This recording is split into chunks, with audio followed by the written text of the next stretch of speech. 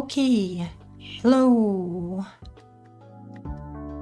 Back to playing English visual novels, I guess.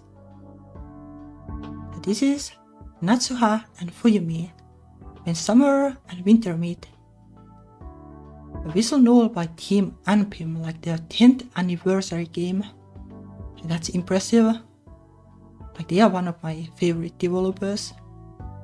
So excited to play this. Not only because of that, but also because of the trope. The Ice Queen trope. I'm super big fan of that.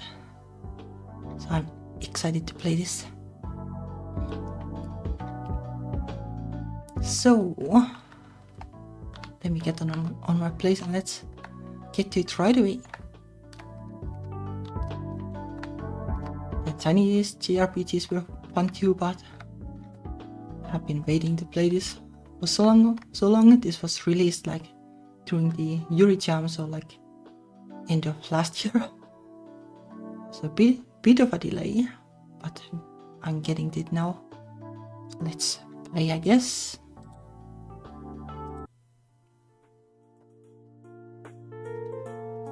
Maybe I'll make myself like a little bit tinier still, even though like the text box seems pretty decent size this time.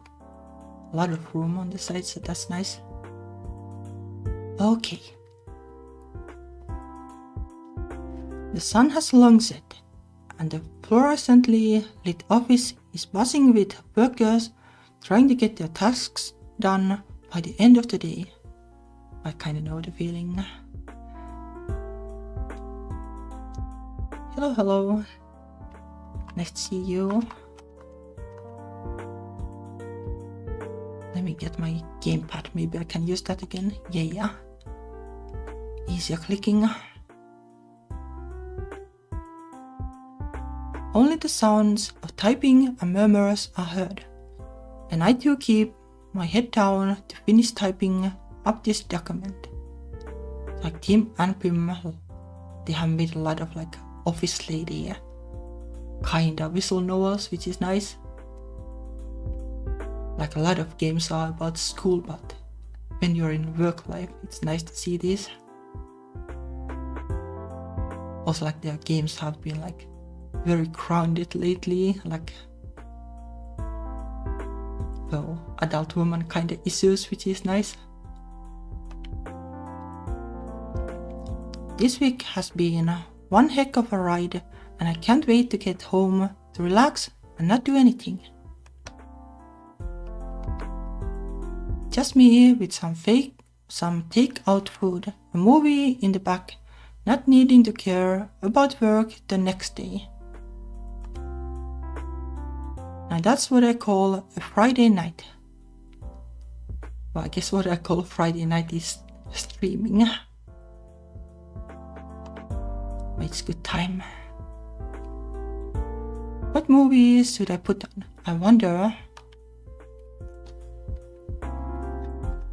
Hello. Nice to see you too. There's that one about idols killing demons or something that's been the talk of the town lately, isn't there? There are probably a lot of that kind of shows.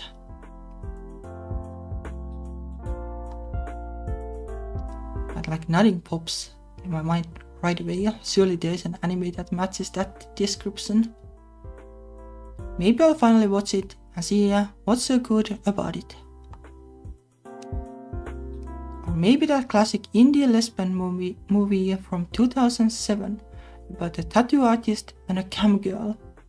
I haven't gotten around to watching that, have I? I had never heard about anything like this. I rack my brain for more movie ideas until I get rudely interrupted by a coworker.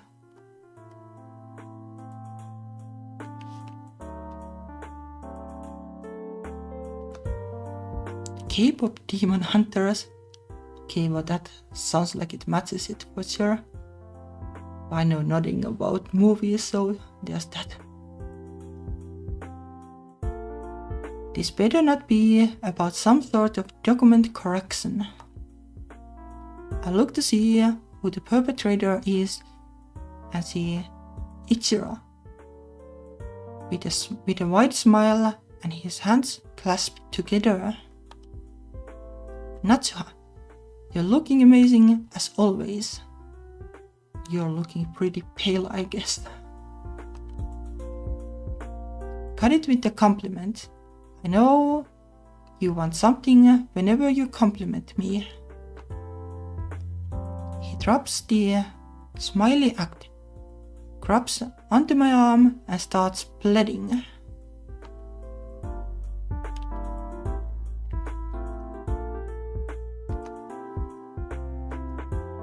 Netflix on top of that though. I had never had Netflix myself.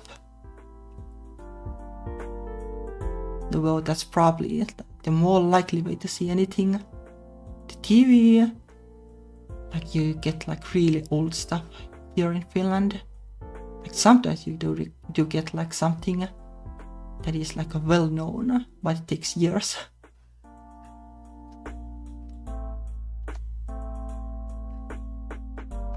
Hello.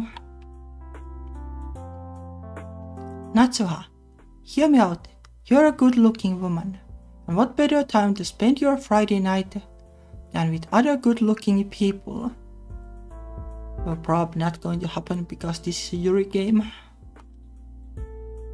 What is he getting at? I don't know, like usually like it's super obvious to me when guys are doing this. Well, more like always. Like women can probably be like a little bit more sneaky about it, like it's hard to tell. Ironically. Like it's not something you expect, like statistically speaking.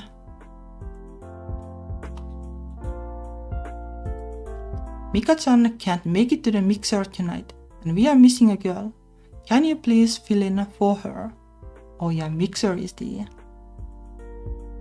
thing where guys and girls go and they try to match with each other, I guess, like that kind of thing.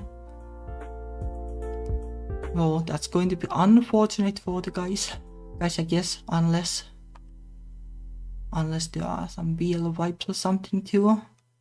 But well, they are grayed out characters, so maybe not. Oh jeez, now I wish he was here for document corrections. No, I'm good. I returned to my document at hand to get him to leave me. Annoying sound buzzing in my ear, and the tugging of my arm distracts me from my task. Yeah, like it is a big asking in like this kind of situation at the workplace to be like, no, I'm into girls, so pointless for everybody. That's kind of how it is.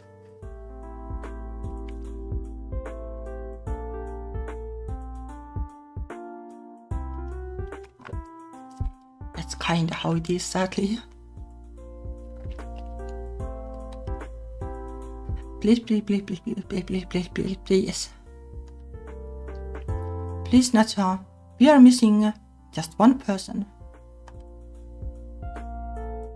It took so long to finally coordinate this with the department. We can't let it end here. Is it like the end of everything if like the number of people is not in balance? I have no idea. Like sure there will be more competition, but realistically speaking, like most of the people probably aren't going to match anyway, right?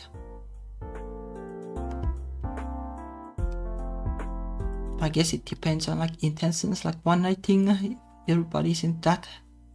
No idea how likely that is. Longer term, like I guess it's pretty unlikely that it just works like that. Like it works for everybody in the group.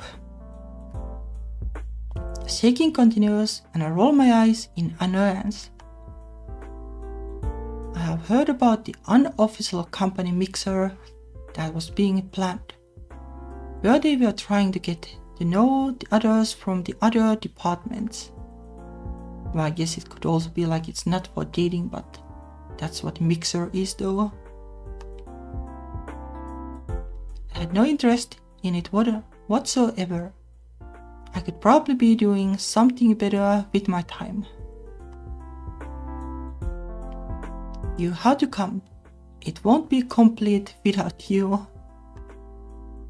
I sit and contemplate. It's a Friday night. I could be home chilling, watching a movie, lazing around, doom scrolling. You don't need to doom scroll, like it's not mandatory. Also, like, how can you watch a movie and doom scroll at the same time?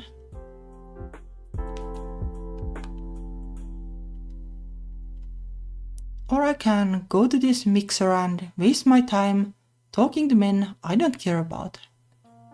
Yeah, that's how it is, I guess. Or I can waste my time with potentially free drinks.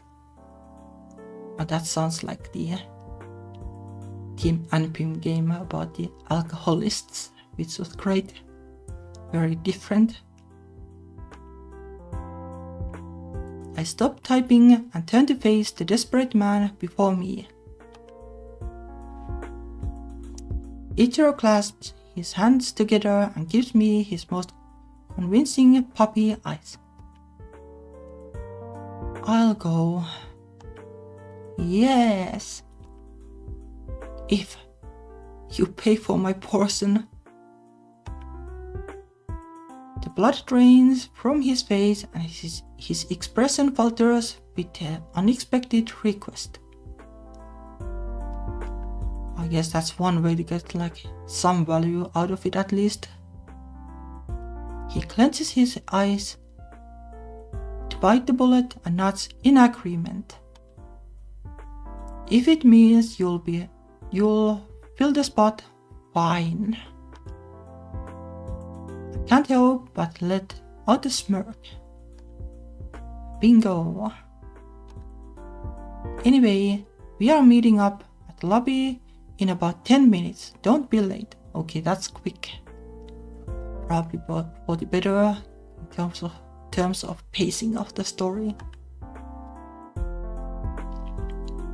With that, he whisks away and I quickly finished the document from before I got interrupted. A Mixer, huh? When was the last time I went to one? I never went to one actually. To kinda makes sense, I guess. Kinda makes sense, like not a whole lot of purpose. Would be nice to have like a mixer between just women, but is the mixer really? There is that.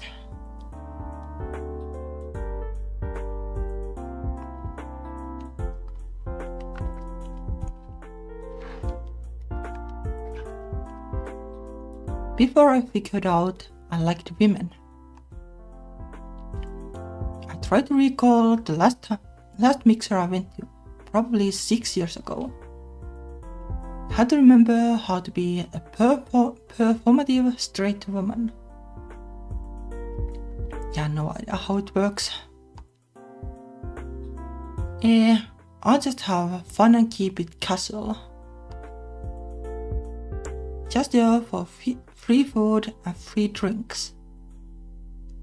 Yeah, would be something if you went and you're outright like, I'm just here for the drinks. I don't care about anybody here.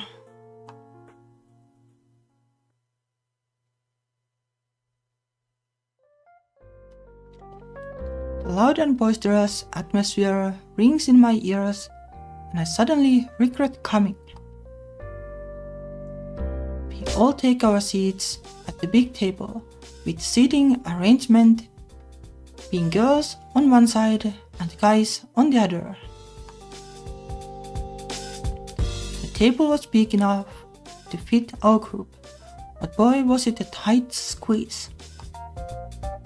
In no time, the guys start chatting with us girls and I try my best to sound interested. Other girls laugh cutely, and the guys are throwing compliments left and right.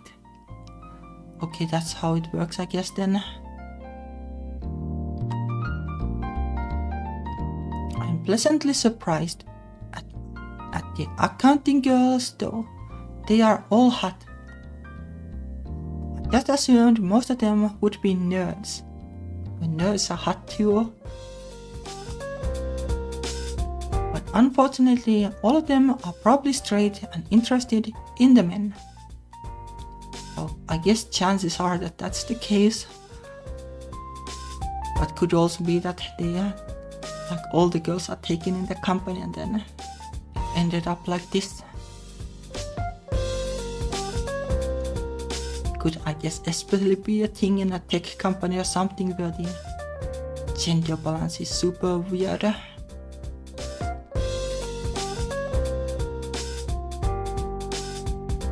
So it would be nice if I could strike a conversation with at least one of them. Everyone starts getting pretty chummy and friendly in no time, even without the drinks. Someone's bound to get lucky tonight. Maybe Ichiro will finally land a girlfriend and stop talking about those mixers he always says he goes to. I try to keep up with the conversations, but I do my best to keep everything vague and ambiguous since I'm not really here to find someone anyway. I don't want to sound like I'm interested. In about 10 minutes, the beer and food come out to liven the environment even more.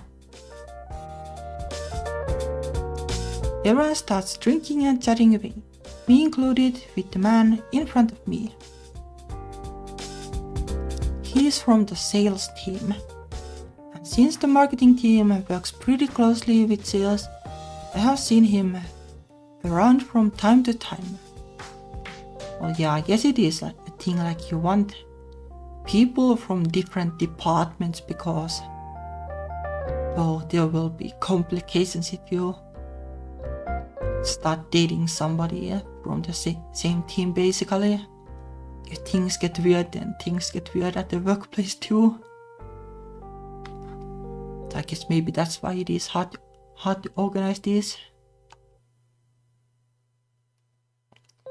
He tries to ask to exchange rhymes, but I divert it by bringing attention to the empty seat next to me. Are we missing someone? I point at the seat to change the topic. Ichiro, sitting next to the man in front of me, chimes in. Oh yeah, Fuyumi-san's supposed to come, but I think she's running. Sorry I'm late. Just romance interest, I guess. With just 3 words, all the attention is now on the pretty lady that walked up to the table, now seated next to me. The guys who don't know her are all clearly gawking, probably seeing her for the first time. And honestly, so am I.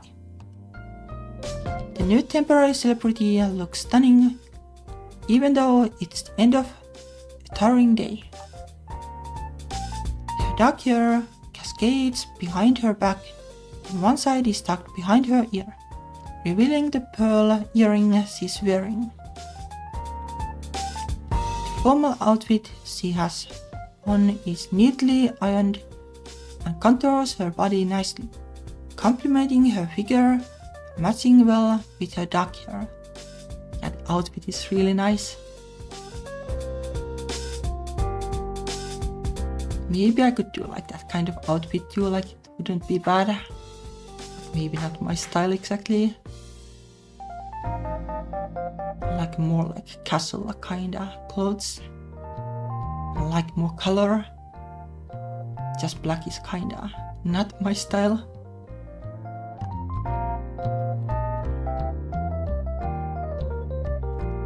Right as she is about to sit down next to me and I get ready to introduce myself, Ichiro teases her and breaks the ice for everyone. Oh, speak of the devil. As a penalty, you gotta drink. Yeah. All the guys chime in as Ichiro hands over a glass filled with the pale yellow liquid.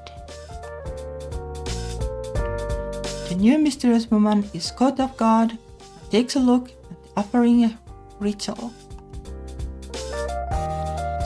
She scoffs with a little smirk and takes the glass into her hand.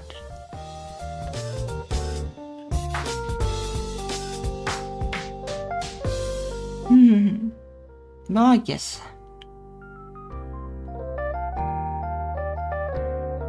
Though like it's not like really cosplay, like it is like a attire that you can just normally do too. And I could see myself pulling it off, but like in what occasion, I guess? Like that's the question, more like it.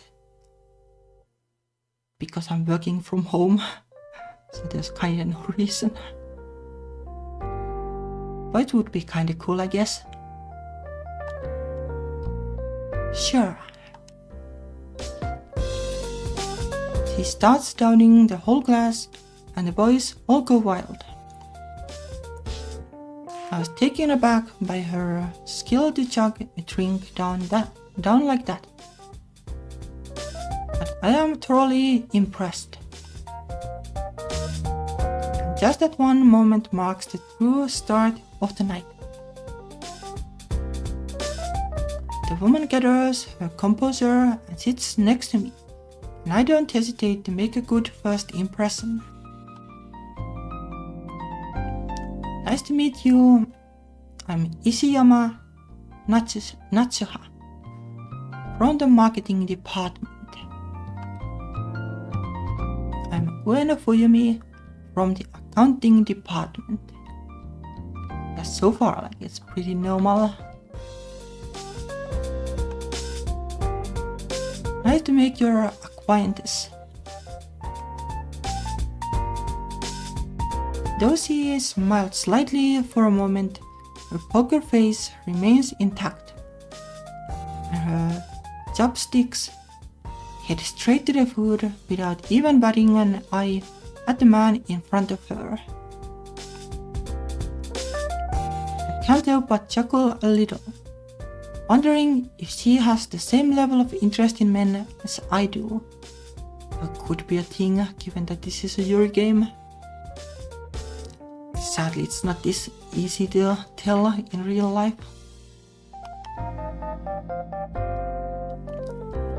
As she starts munching away, the man in front of me continues our conversation from before Ueno-san came.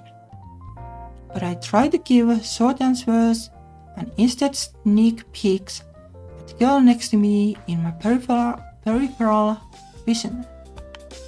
The man in front of her tries to start some small talk with her as well, but her answers are just as short, if not shorter, than the ones I give. She doesn't seem to be interested in this mixer at all. Too bad for the guys, I guess. Perhaps she also got dragged into it to fill the seats. That's kind of counterproductive though, like you could as well leave the seats empty if you have to like drag people there. It sounds likely that things aren't going to go well if people are outright just not interested. You still drag them there, but oh well. Oh well, maybe you need like some hope even though the reality is more grim.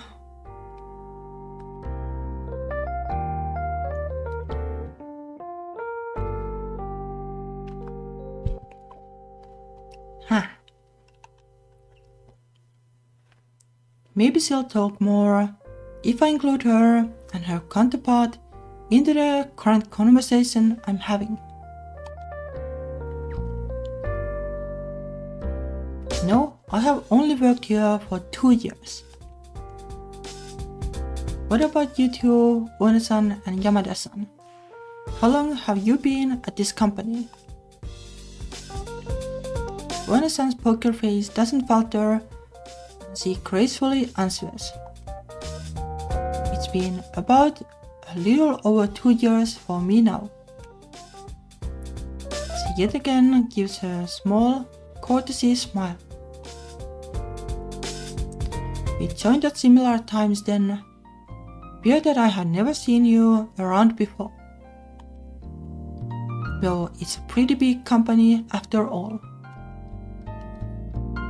I'm sure we have crossed paths somewhere. No, I would have known if someone this pretty worked here. Her eyebrows raise in a questioning manner and gives me an unanswering smile. Well, that is like good moves, I guess. Right. Then maybe we haven't crossed paths before. Then I'm glad I came tonight to be able to finally cross paths with you. And Natsuha is doing some moves while the guys are doing nothing. When the sun rolls her eyes, small quick smirk that she hides immediately, probably unamused at my shoddy flirting. I find it fun though, even if she finds it lame. Well, I guess that's part of the fun of flirting. I don't know, maybe I should just try it more in real life, but I'm just like so like defeatist attitude, like it's pointless because there's like 10% chance or something that there's any use.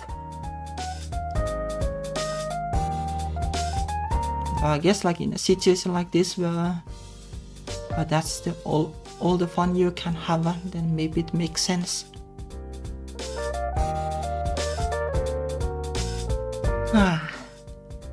Something about her makes me want to know more about her. Yamada-san finally speaks up to get Uene-san's attention. Me too, Uene-san. That's pretty cool that we are kind of in the same cohort, huh? Very cool. Seems like fate that we are also sitting across from each other, doesn't it? Yamada-san practically beams at this sliver of attention he's finally getting. Haha, yeah. I think we should definitely meet up for lunch or something some other time. So eager from just one line.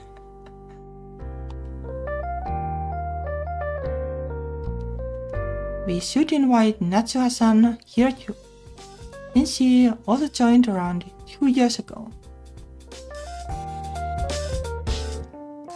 She directs her sharp gaze and nonchalant smirk towards me, throwing the ball into my court after I tossed it to her out of nowhere. Yes, you should definitely invite me to lunch out sometime.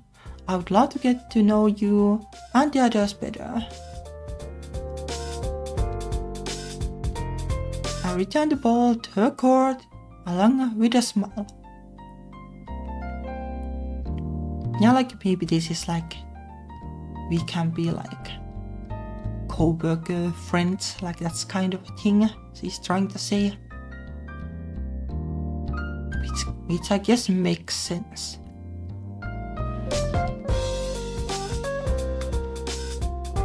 She scoffs slightly and turns her attention back to Yamada-san, whose eyes are practically shooting out hearts now. Let's cheers for the 2-year cohort. So weird. Is that like the best kind of connection you can like throw out of this? I might not have 2 years at this place yet, but let me be a part of it too. Even more desperate.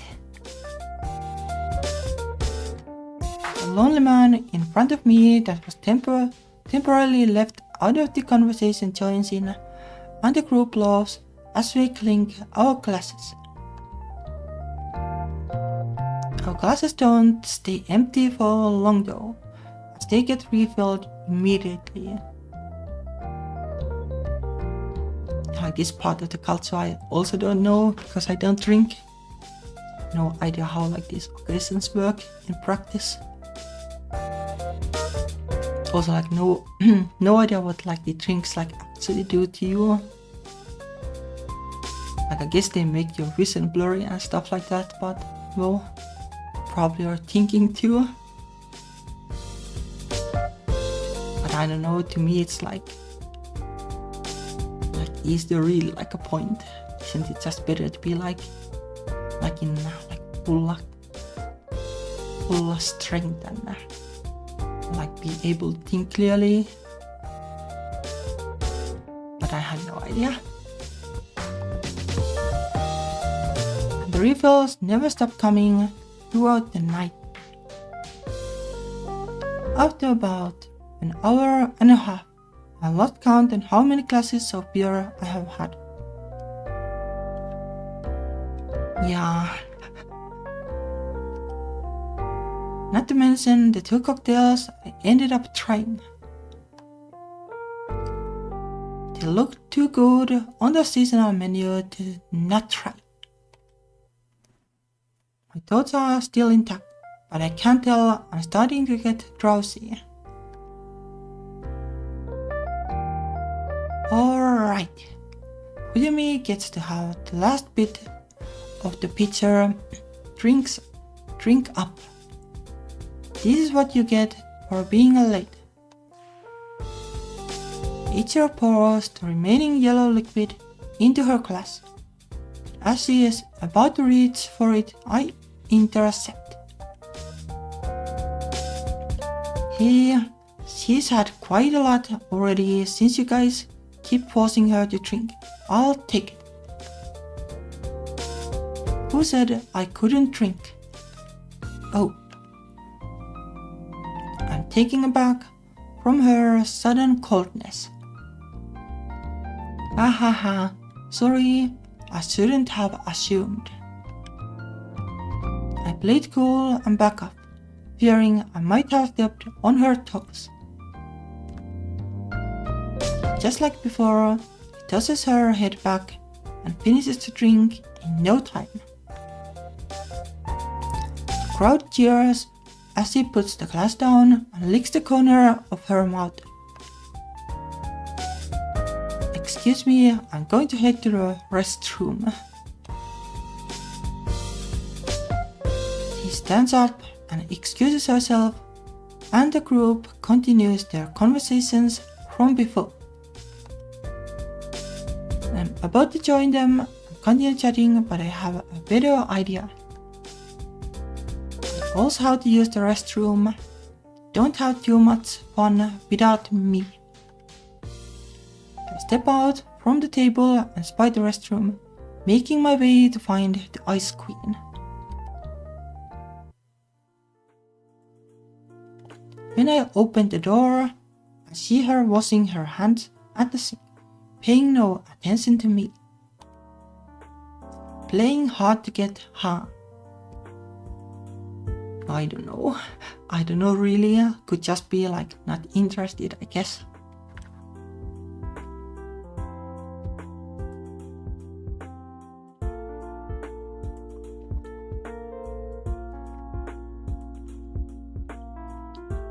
But maybe this is like a way to ask that too. I'll make her pay attention to me. I walk up to her with a kind smile and try to get some one-on-one time with her. Sorry about earlier. The marketing department can get a little wild sometimes, so I just wanted to make sure they weren't being too crazy. She tries her hand with her handkerchief and turns to me. And are you a part of that crazy too? Her question catches me off guard, but it was an easy segue. I could be. I smirk at the opportunity. I step closer to her and grab her arm, pulling her closer. Do you want to find out? That's very bold. Her deep navy eyes are finally on me, giving me chills now that I know I have captured her full attention. She looks guarded, but her eyes keep fluttering down to my lips. Hook, line and sinker. I see her starting to move in, but the loud sound of the door opening causes both of us to repel each other like polar opposites of a magnet. With me now washing my hands and her fixing her hair in the mirror. Ueno-san immediately heads out, not without giving me a glance through the mirror, meeting my gaze briefly, and then leaving me alone with the stranger that just came in. Well, like realistically speaking, like this probably for the better anyway. Like, do you want to have your like first kiss in like a toilet basically? Not like the best mood exactly. I guess it could work, but it's not really like a story you want to tell. Damn it, so close.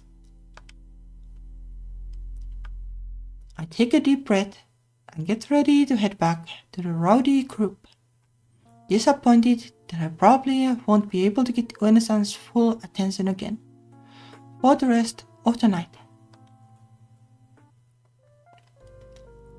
When I get back, Ueno-san's deep in conversation with the guy sitting across from her, smiling politely, but she's clearly not interested. She bats not even an eye at me, but I let it be, letting the night go on like the whole thing in the restroom didn't happen. For the rest of the night, the interactions between us become limited. It's hard not to steal glances at her. There were often times where I end up tuning out of my own conversation just to eavesdrop on her in order to find out more about her. Yeah, the mixer has taken like a weird turn for sure now. But all her answers are vague and ambiguous, deliberately trying her best not to let on too much. I don't know, it sounds like this would be really annoying if you had to go to this kind of thing and you were not interested at all. Like, I would be super tempted to just be like, nope, sorry, I'm not interested in anybody, bye, and then just leave. But I guess people would be upset about that for sure. It's kinda tough. Mysterious much. I figured I wouldn't be able to get much out of eavesdropping and focused on eating and drinking until the group starts packing to leave.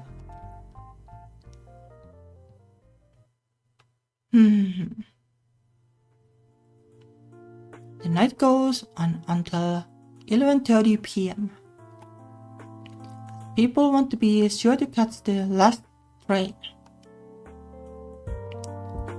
When we step out of the restaurant, the blast of cool air refreshes me after sitting in the stuffy restaurant drinking for hours.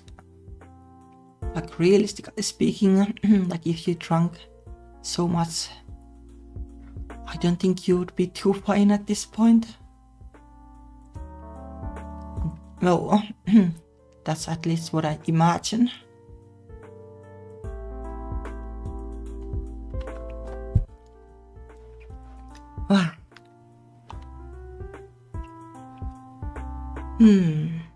When the early autumn night breeze is chilly but not brutal, just perfect for night after drinking. Say, Fuyumi-chan, do you need us to call you a cab? You can join mine if you'd like. Ueno-san, how about I take you home? I think you have had too many to drink tonight. I guess that's what the goal of making girls drink is then. In no time, some of the guys are arguing over who should take her home. Yeah, but realistically speaking, it would be the safest for the girls to go together, I guess. I take a look at her, and she does not look like she's in the mood for all the noise bustling around her. She meets my eyes, and her sharp and annoyed gaze lingers, as if signaling me for help. I decide to be nice and step in to shoo them off. I greet the boys with a big smile and do my part. I think I can take Ueno-san here home. We are going in the same direction, isn't that right, Ueno-san? She side-eyes me, knowing she must pick the lesser of two evils. With a small and tired smile, she plays along. Yes, that's right. Others become dejected but drop the issue, going about their own way of offering to take the other girls home safely. Soon they dissipate into the night and leave us behind, while I try to figure out how to send this drunkard home. Ueno-san wobbles a little bit and I steady her against me. I thought you said you could hold your liquor. I can. Sure-chan. I better get her home soon. She seems pretty out of it. No thanks to all those drinks that the guys made her have. She leans into me and burrows her face into my blazer. You smell good? ? When did Miss Ice Queen learn to be affectionate? Like, what are the chances that you smell good anyway at this situation? Like, if you have been like drinking in a bar for like hours.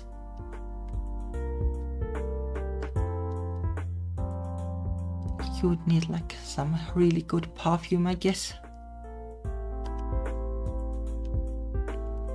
I can't help but scoff and shake my head, not falling for her bait. Clearly out of her mind. Come on, you're so drunk. Let's get you home. I'm not drunk, I'm just dizzy and tired. Isn't that the same thing? Okay then, Miss I'm dizzy but not drunk. Can you at least make it to the station? No. My own head is spinning. I'm still woozy from the drinks. Can she not make it any more difficult than it needs to be? Haha. Ueno-san, please work with me here. In the distance, I see an empty cab coming our way and I flag it down. How about we call a cab instead? But that's what I hear people do when they are drunk.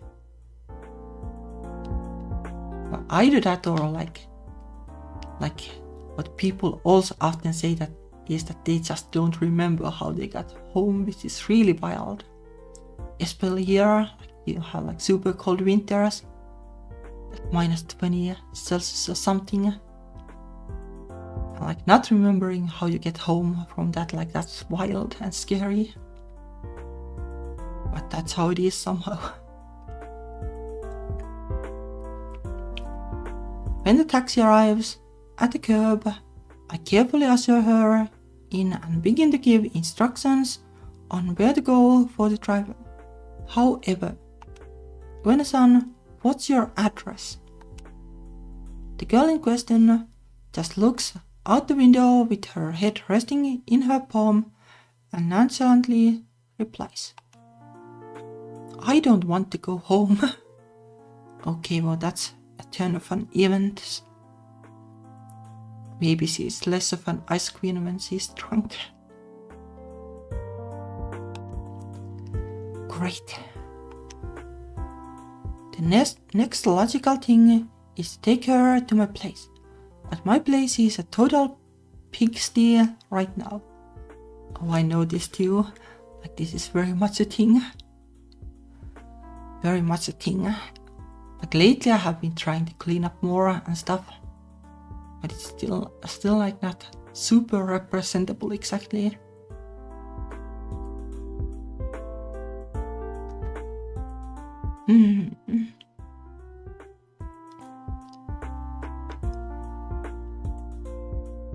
Yeah, people seem like some people definitely, I don't know, maybe they are just so used to it that they can like autopilot home, like no matter what or something.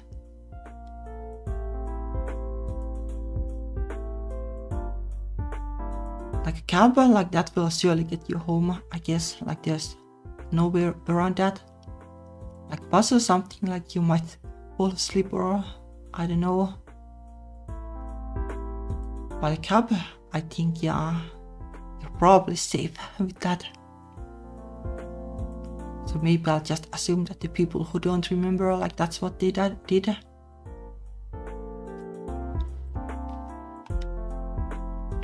I knew I should have cleaned the place earlier this week. Yeah, this is very much a thing. When you have like so much going in your life, like working through projects and trying to make videos, which is going like nowhere, and streaming and side jobs and stuff. It's kind of hard to also do the household chores.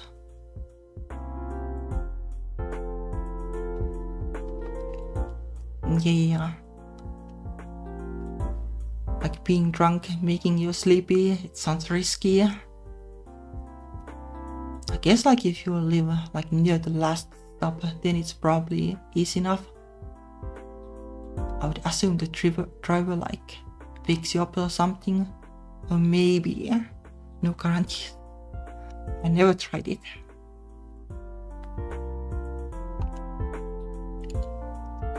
But if both my place and hers aren't an option, I guess the next best thing is a hotel or something. A hotel, yeah. God, that's going to be costly. Whatever. I'm definitely going to make her pay me back. More like, I don't know, like I think you could still get away with saying like, well, my place is a huge mess, but if you're okay with that, well, don't complain, I want you. Like I know that it's not like a great look, but what can you do? What can you do? Like hotel bow, I could see it being nice, and I could see there being like options to take or do moves and stuff. Like, well, I mean like chat doesn't need to be like anything creepy. Like hotels are neat.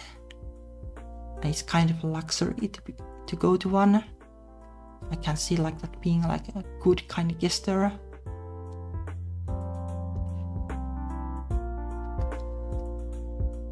I guess it is like most like a money question, but like also the hotel, like it has like implications,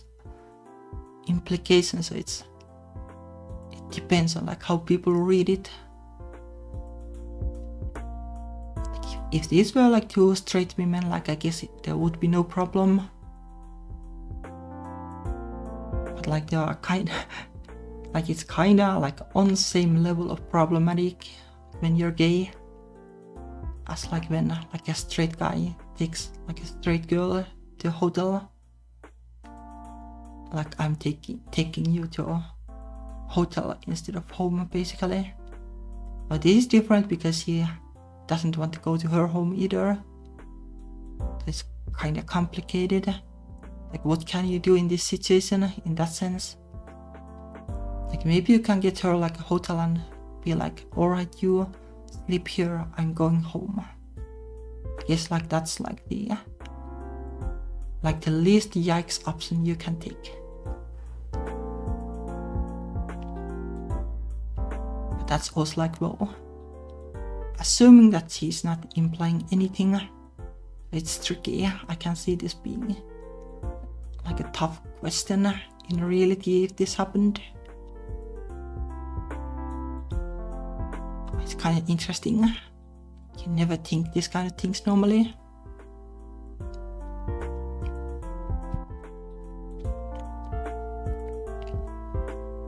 And like, well, I'm like the overanalyzed kind of girl, I guess. Need to go through like all the options, like what is going to happen if I do this and this. It's kind of fun, but in reality might be a little bit slow to work through the options.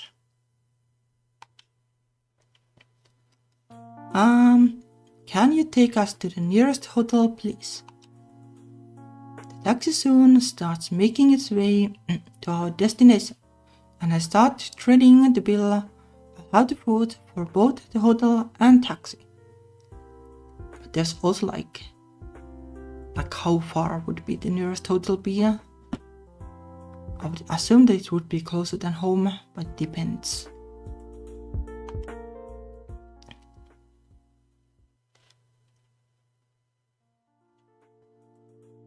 When we get out of the car, Wen-san is groggy from having fallen asleep, but he manages to step out without planting her face into the crowd.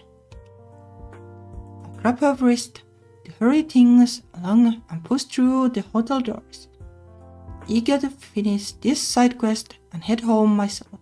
Okay, I guess he's doing what I suggested. Like take her to the hotel and then go home yourself. The ultra safe option, I guess. She surprisingly follows obediently and has yet to say a word. Excuse me, do you happen to have any available rooms? I don't have a reservation, sorry. Please wait one moment while I check. I take a look at Fuyumi-san leaning against the counter with her arms crossed, and spacing out at the tall glass windows of the building. I shake my head at her. Excuse me, dear customer, we only have a queen room available right now. Is that alright? But that's going to be expensive, I guess. I was hoping for a cheaper room, but if it's the only one left, I guess there's no choice. I'll take it. The payment goes through smoothly, and I make sure to tuck the receipt safely in my bag. I have to make sure I get reimbursed ASAP from Wen-san when I can after all. Come on, let's go. And that's going to be like one conversation then, like you're at the workplace and go to her like, by the way, about that stay in the like queen size hotel room. Like how about like reimbursing me for that? That's so going to be awkward. Una-san jolts awake from her daydream while I grab onto her arm, and she snaps back into reality. The two of us head into the elevator to the floor of her room. Una-san leans against the wall with her arms crossed, one hand twirling ends of her jet black hair. Also, like I guess like one yikes thing too about this is like imagine if the like protagonist like weren't here, like how would have this ended then, like this evening, because like she's like incapable of like walking or anything. Like that's pretty scary. I guess the guys were offering to get her home, but well, you kinda are scared of doing that due to how life tends to be. It is a risky thing too. Like if the guys like basically all find somebody, then like she would be like alone there in the night. That would be scary too.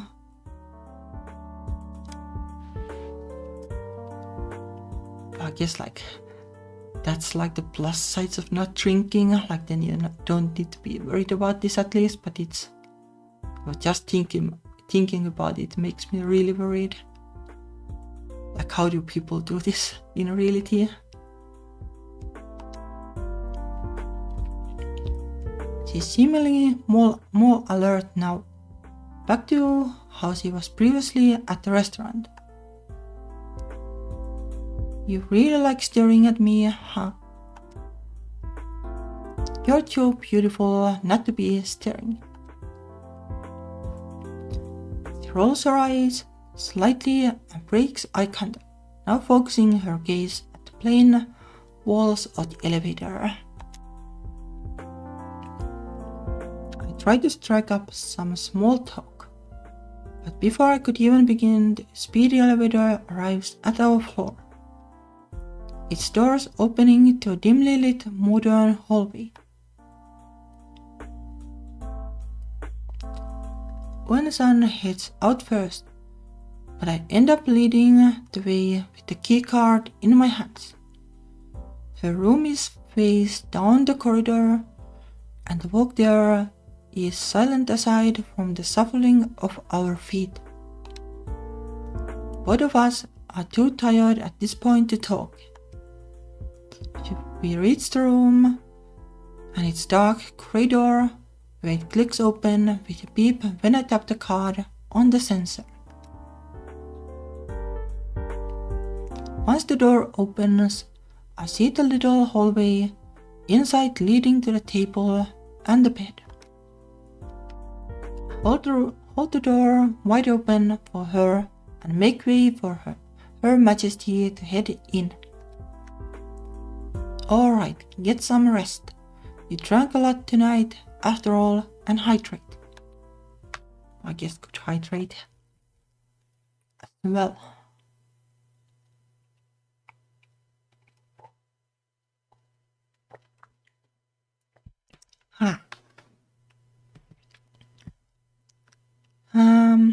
She walks past me and into the room, but she grabs me along with her, pinning herself against the latte-colored wall with my body.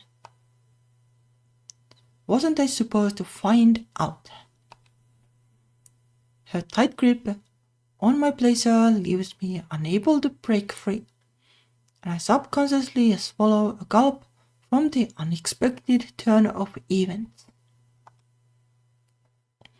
The heavy door slams shut, driving home the fact that I can't escape.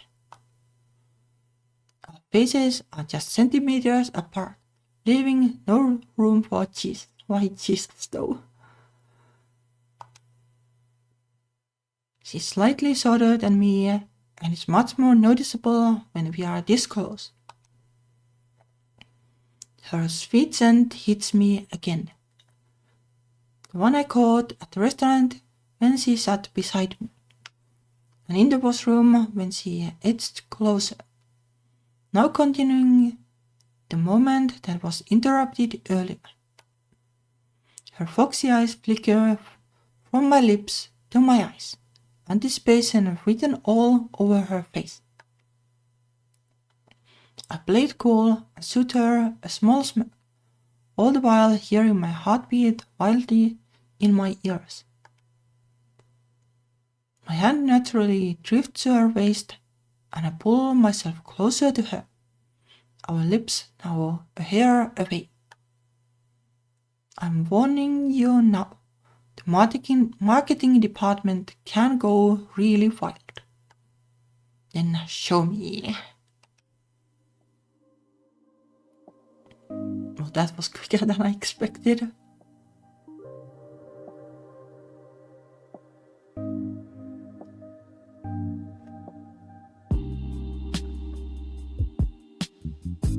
Give me a second. I need the other keyboard for this.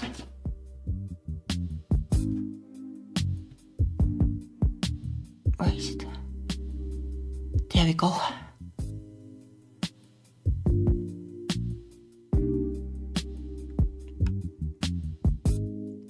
Without warning, she softly presses her tinted lips onto mine, and I reciprocate with no hesitation.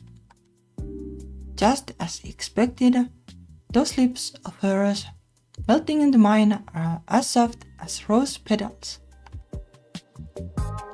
Each kiss lingers with tender warmth and intimacy, both of us savoring every second. Tension and heat rise slowly, like the mercury in a thermometer. What started off as a series of soft kisses turns into something much more hungry and desperate. And as the temperature gets hotter, the only thing you can do is take the layers off right. The grip she had on my blazer soon goes to ripping it off me just as I start unbuttoning her own. Surely it's fine content for YouTube, nothing to be afraid of. She shrugs off her blazer and starts roaming down to my waist, pulling my undershirt up and clumsily unbuttoning my jeans. Little Miss Impatient seems a little too eager. Let's speed things up then. With skillful fingers, I quickly undo her shirt and run my fingers over her delicate and smooth stomach before guiding her to the bed. I gently push her down, and I finally get absorbed in midst of her riled up and breathing heavily. Her shirt is sprawled out with only her lace bra keeping her assets from being bared. Dare I say, she looks even sexier this way. More room for the imagination, right? Her vulnerable state makes me want to slowly caress her to release in the view, but she has other plans. She hastily pulls me down and plants her warm lips on me once again, this time with more force and getting straight into it. Stop keeping me waiting. I smile into the kiss, finding this side of her much more amusing than her aloof persona. But as she instructs, I get to work quickly to satisfy the starving beast. The tension doesn't show any sign of dissipation and only keeps rising throughout the night. It was as if One-san hit her second wind after getting to the hotel. Everything blurs together, leaving me lightheaded in the best way possible. The hours slip away to the haze and heat of the devil's tango. I had absolutely no idea that the night would end up like this, but I'm not complaining, and I'm not going to question Lady Luck. Whether this was her plan all along or not, I'll accept it and follow wherever she leads me. Besides, if I can make use of the room I paid for, why not?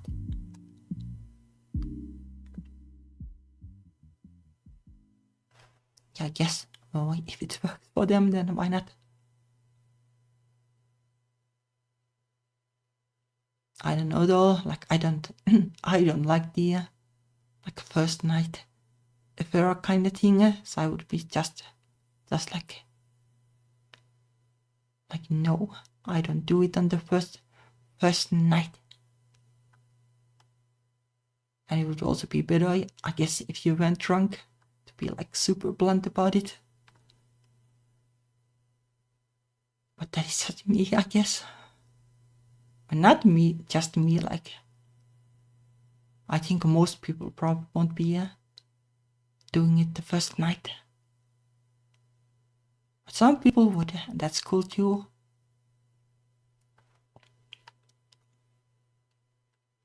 Or like, I don't know, like to me, like when the other person is drunk, like the idea of that, I don't know, it sounds kinda yikes in a way. Like you're taking like advantage of somebody who's not like, well, with like equipped with full thinking capability right now. So it doesn't like sound great because of that to me.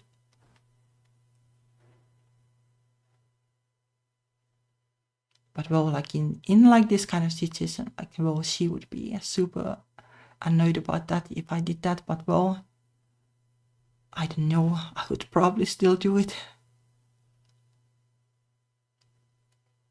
When I open my eyes, I see the dark-haired girl sleeping soundly, facing me.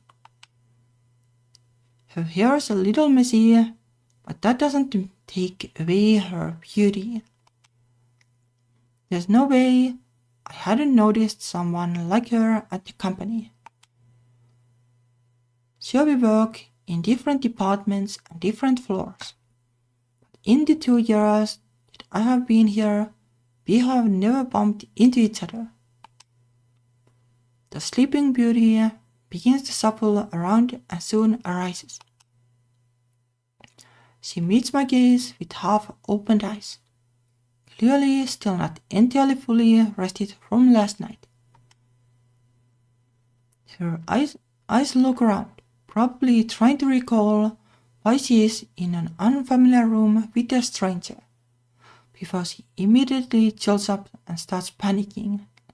But this is kind of the reason why I wouldn't do this. Like, I don't know like how alcohol works, but people say that they don't remember what happened. I'm not sure like if that is true or if people are just like trying to be like, oh, like it was embarrassing, but I'm not saying anything. No idea. But either way, like I don't like what is like likely to happen if the other party doesn't remember or doesn't want to remember. Either way, that's part of the reason.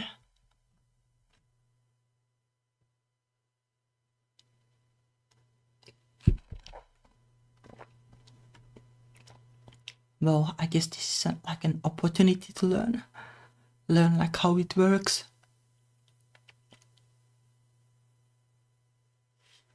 Like, I don't know, like hopefully the like developers know how it works better, surely better than me at least.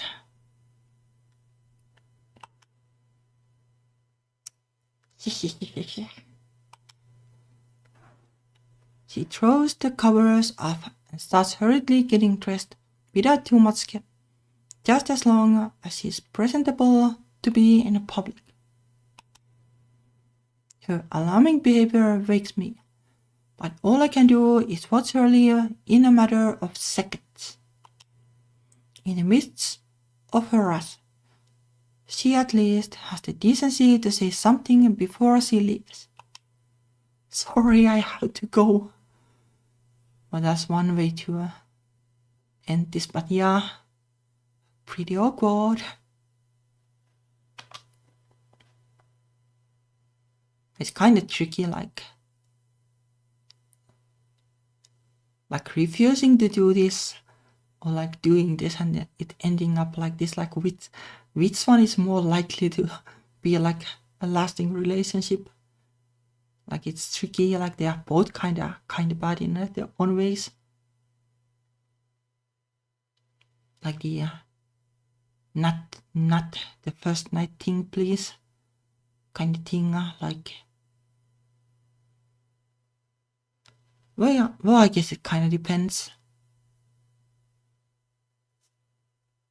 It kind of depends, I guess, like what the situation ends up being. But I would imagine like a lot of people, like at least in the situation, would be annoyed by that. But maybe there's like a chance that like the next morning they will be like, well, thank goodness she had some sense. Well, I didn't. And like it's not like outright like, well, it is over, but more like not now. And it's like, well, but that just happened. And then it's going to be awkward, but maybe it's also like not like just over. Like maybe there is a chance, but it's kind of tricky. Like neither of the options is great.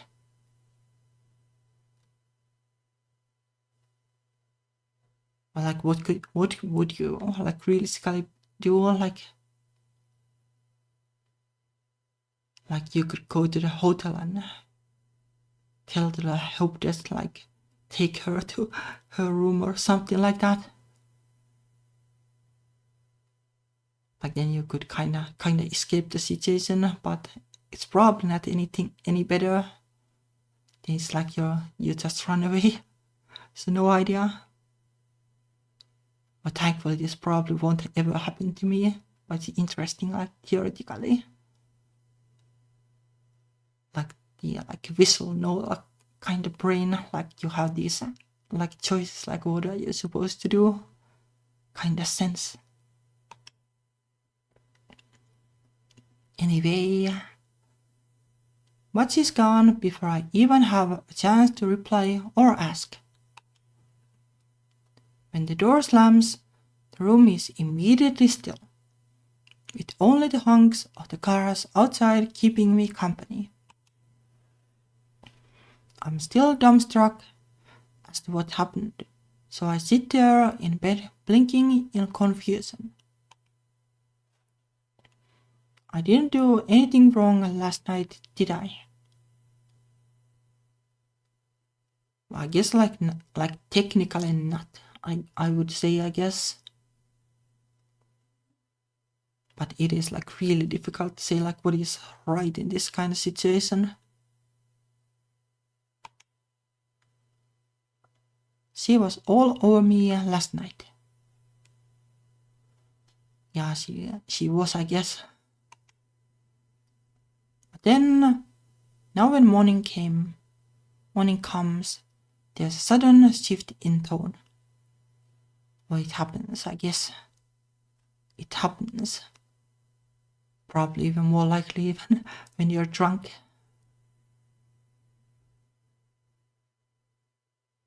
But it might happen like otherwise too. Like who knows? Who knows? I'm not exactly like a dating expert. I'm very slow at it, so like these kind of situations are super unlikely to me.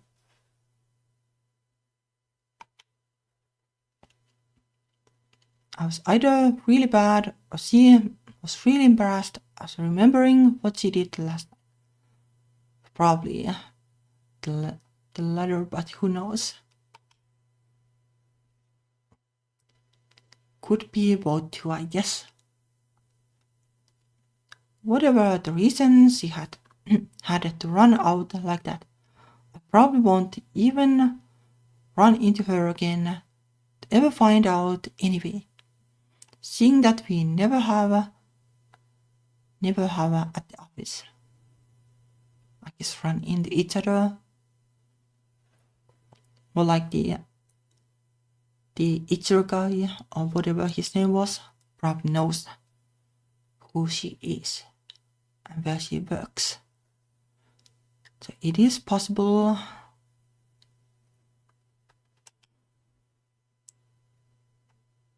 It's just that that's never happened to me before. There's a first for everything, I guess. I stretch my creaky limbs and roll over to the other side of the bed, hoping to laze around some more before I go home. It's a Saturday after all.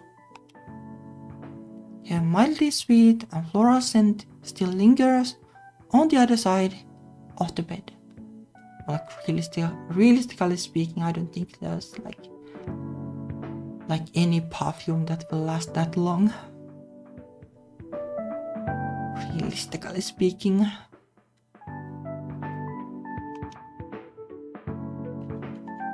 And I don't think she had time to use perfume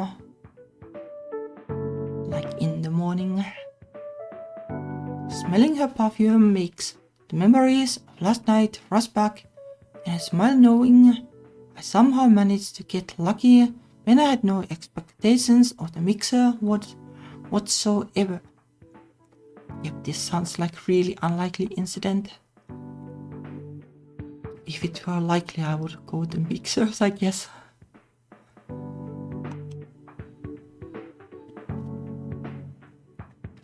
But probably like 1% chance of something. Like there's also always like a possibility that like somebody is bi at least, like then it makes sense to go to the mixer, but also you might be into the same sex, so I guess it would be kinda possible, I guess. So there is that theoretically.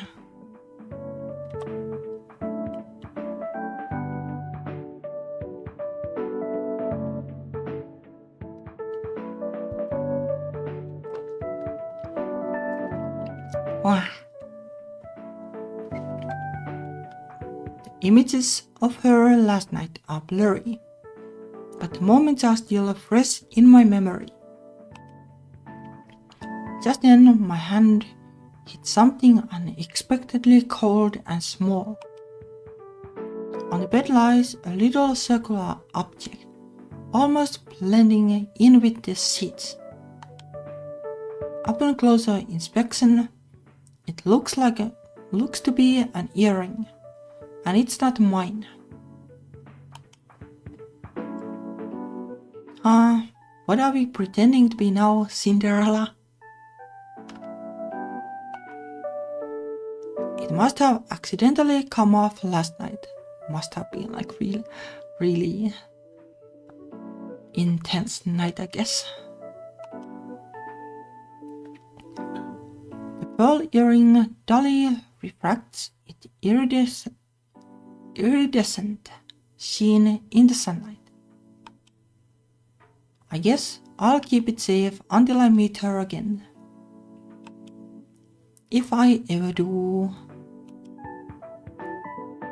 Though I sure hope I meet her again.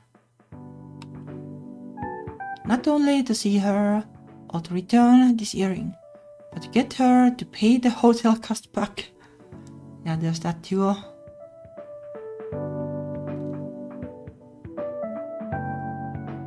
And like, well, like you can like, I guess like apologize just in case, like if I did anything wrong, I'm sorry, kind of thing. But then again, I did end up using it myself, so maybe I'll cut her some slack. And that's true, I guess. And make her pay for half of it instead. I place it on the bedside table and rub my eyes, stretching as I sit back up again. I guess like one option also would be like when they were taking the cab, like as he was like, I didn't want to go home. You could be like, well, like you're going home, like you have no choice basically. I guess like that would be an option. Like ultimately it would happen after some arguing, but sure. That's even more options, like this going, like this Yuri is having so many branches soon that it's going to make like 5 years to write. But that's why I guess Team ANPIM likes to make this linear. But I just like all the weird theories, like what to do. My whole body is sore and tired. I'm not as young as I used to be. I toss the covers off and dress myself, as it's probably time to check out soon. I make sure to bring the earring with me before I leave. I look around to see if I didn't forget anything else. The phone screen reads 11:05 AM, and I debate on whether I should stay for the extra hour and just chill before checking out. Yeah, well, I guess it kind of depends, like, well, what would you realistically do though? Like watch TV or something?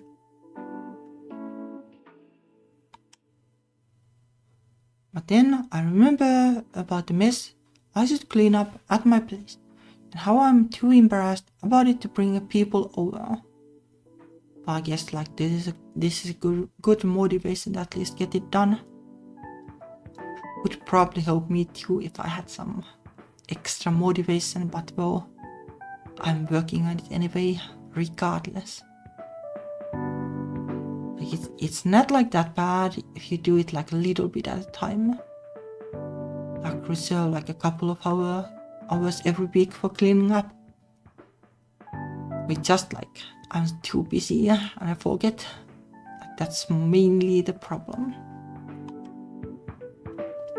Busy businesswoman problems.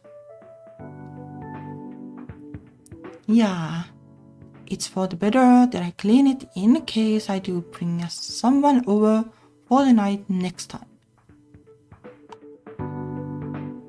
So probably handy if you are into like, well, first night kind of action. Otherwise I guess it gets expensive. With a soft click, the heavy door shuts behind me and I make my way down to the lobby and start to trip home.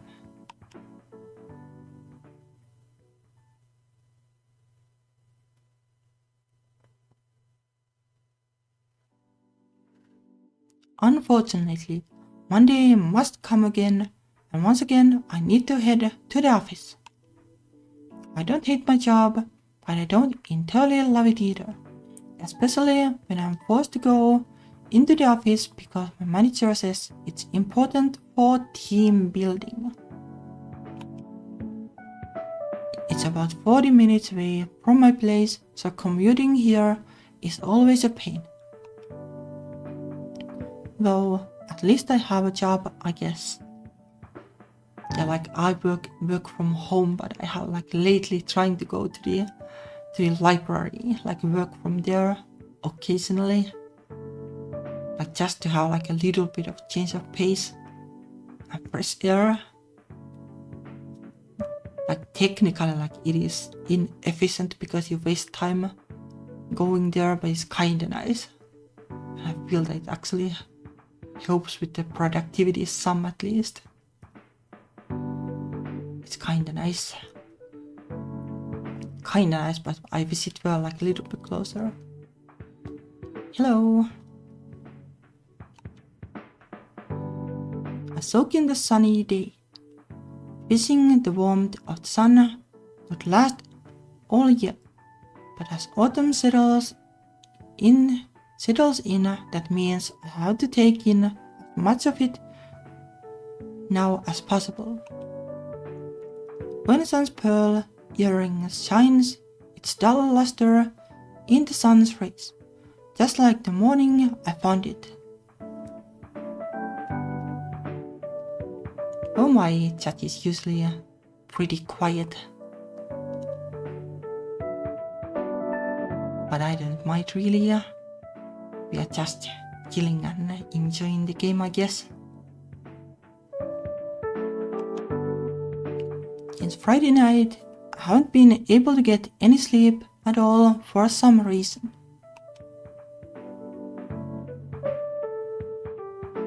When a sun must have stolen my ability to sleep, or something like that. It's still a mystery as to why she ran out that morning. Maybe I can ask her. That is, if I ever see her again. But I want to see her again. Something keeps tugging at my mind, making me want to know her better and get closer to her. You got like pretty close to her already in one occasion.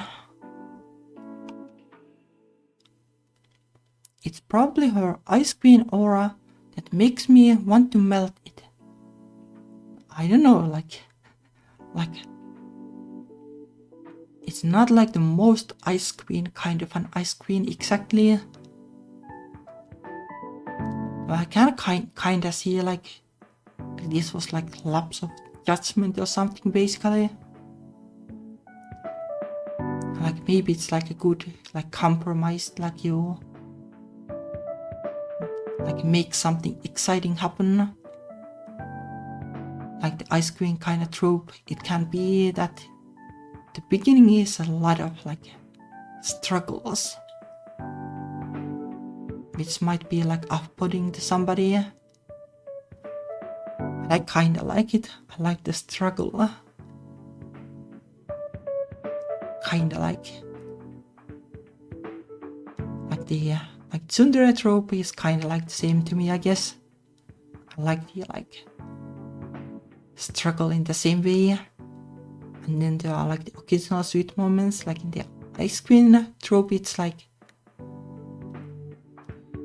this sweet thing is packed all the way to the end, but it's kinda nice. Kinda nice, like it fits like my own pace because I'm slowpoke when it comes to dating. It kinda matches that.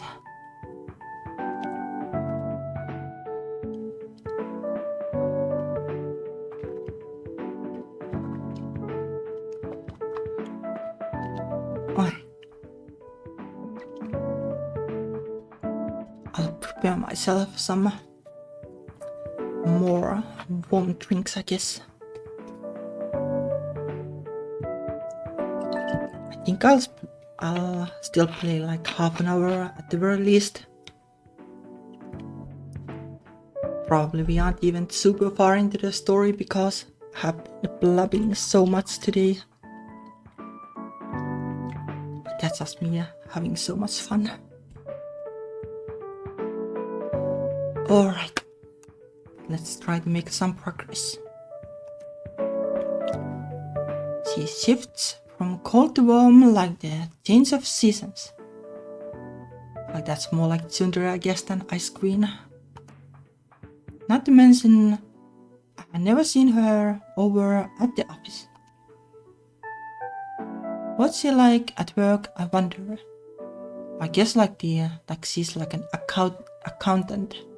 I guess like the stereotype is like super strict and like meticulous and stuff. I do my own accounting and I'm not exactly like that. It doesn't like take that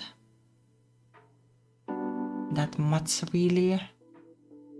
Just need to be careful with the numbers, but it doesn't like feel like an all-encompassing trait really. I recall her saying she's from the accounting department. It's not too often that we interact with them aside from budget related things, and even then, I'm not the contact person for it in our department. Before I know it, I arrive at the tall and fancy building, still half asleep as I walk through the big glass door with a big yawn. I safely place the earring back into my bag, making sure it doesn't get lost among the mess inside. The lobby is relatively empty, seeing that it's still so early, but it beats needing to wait for the elevator during the rush. Elevator dings at the doors as the doors slide open, and I sluggishly step inside, hoping no one else gets in so I can sneak a quick nap in an elevator though. How's that supposed to work? I need as much alone time as I can before I have to spend the entire day talking to people.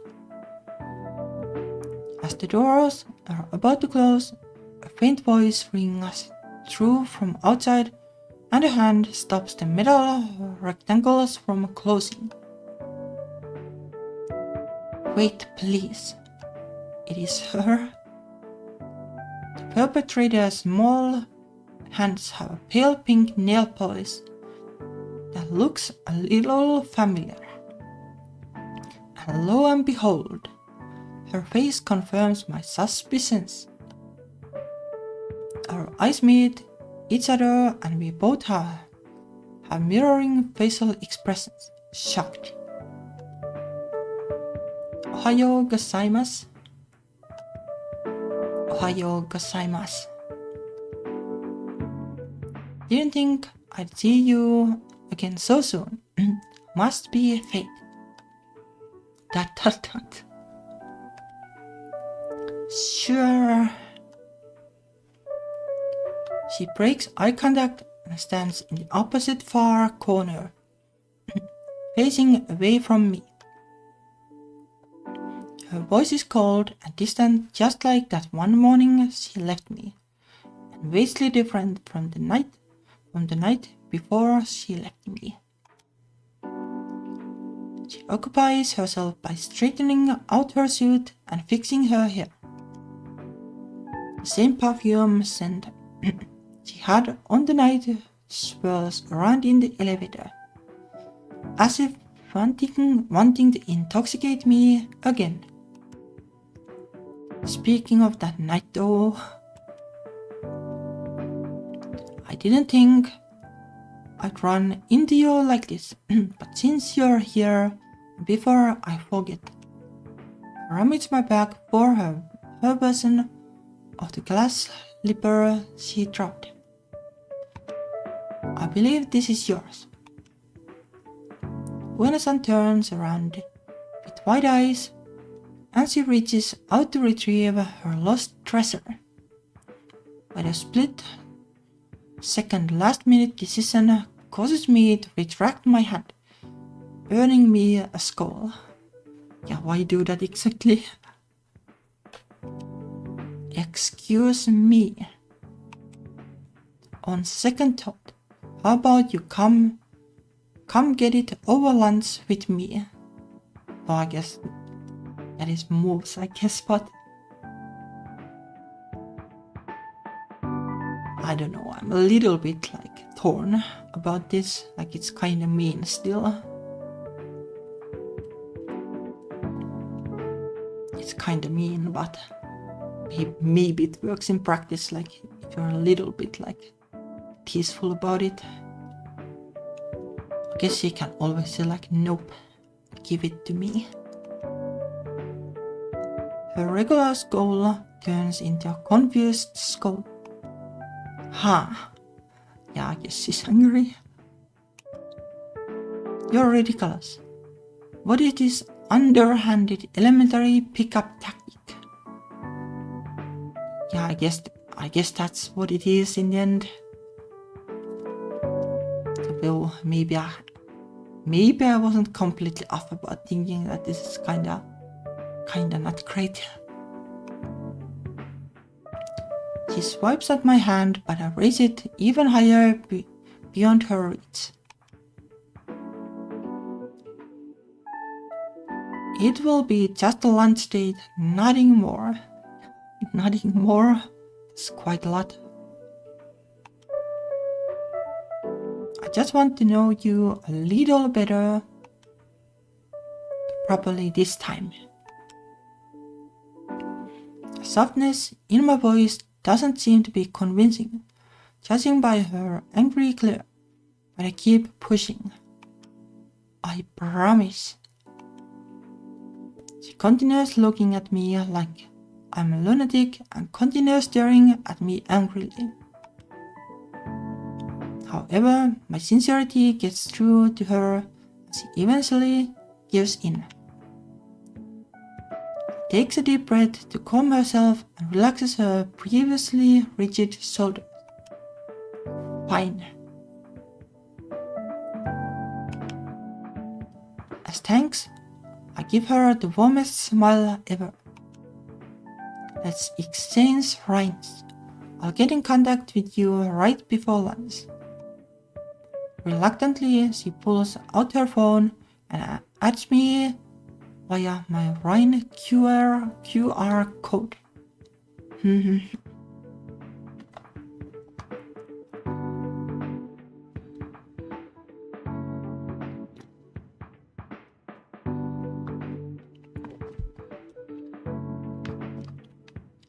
Well, I guess this works in a game, but I wonder if there's a milder version of this that you could do instead. Maybe you can be teaseful in the beginning, but then well, I guess you could just give it to her like the earring and be like, well, you can have it even if you don't want to, but it would be nice. No idea how. No, I guess in real life, how likely it is that somebody is doing the ice queen act. If you're not interested, then you just aren't, I guess. Normally. So maybe it would be fine in real life. Be teaseful once and then just give it and but the offer still holds, I guess.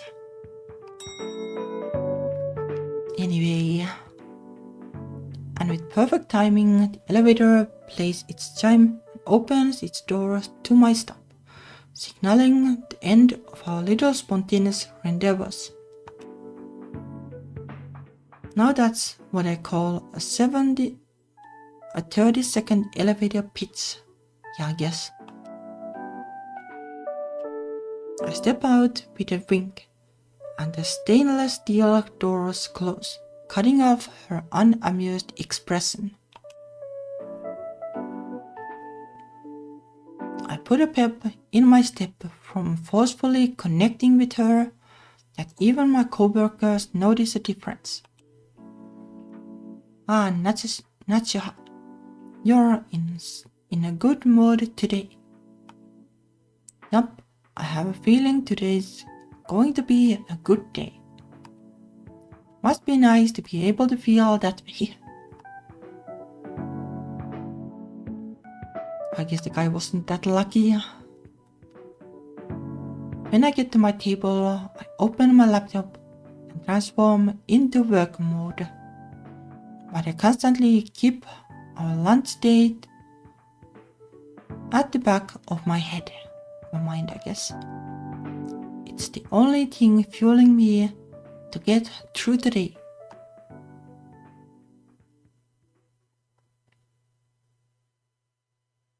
Lunchtime. Well, that is sunshine, I guess. Would you like some katsudon today? I'm also open to whatever you're craving. I'm fine with katsudon, but that's like an unexpected one, a dog. He's very much not like the dog kind of person exactly.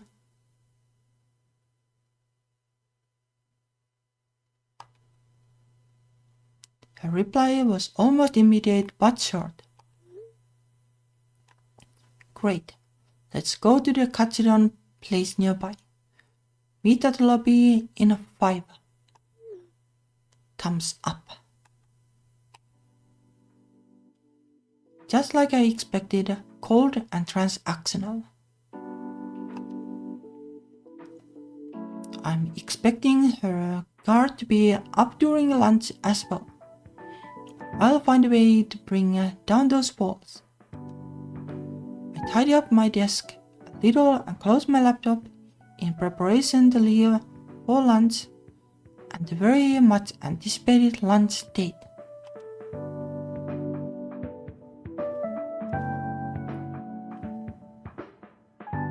I realized that I haven't saved even once, which I should probably do occasionally still, just to be safe. But still like 10 minutes or something, I guess. Do the usual 2-hour session or something. For usual though, like the last session was like 6 hours or something. The lobby is packed full of other employees leaving for lunch, as well as other important people walking around. I sit on a couch and keep a sharp eye out for Miss Ice Queen coming out of the elevator. Let me hydrate too.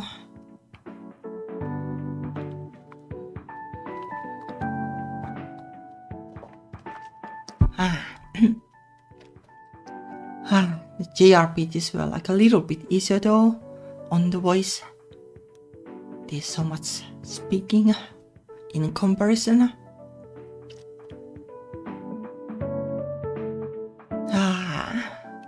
But it's fun.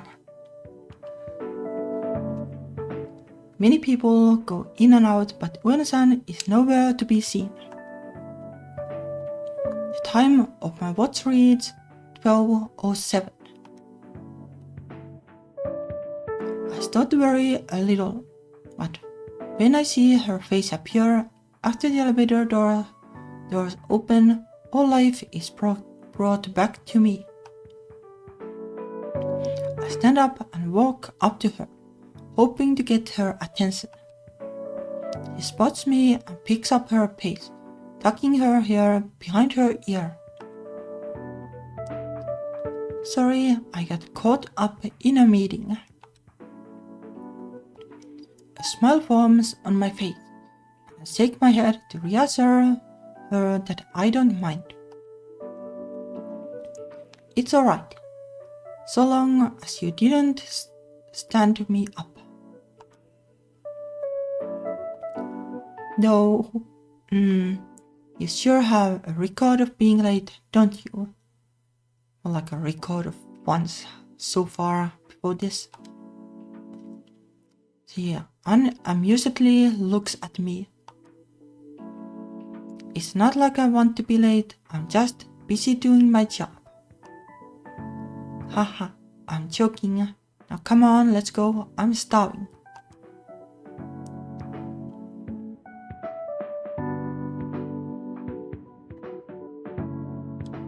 What is katsudon anyway? Like, is it like... Well, it is a bowl, and I guess like pork. It kinda sounds like that. No idea what the other ingredients are.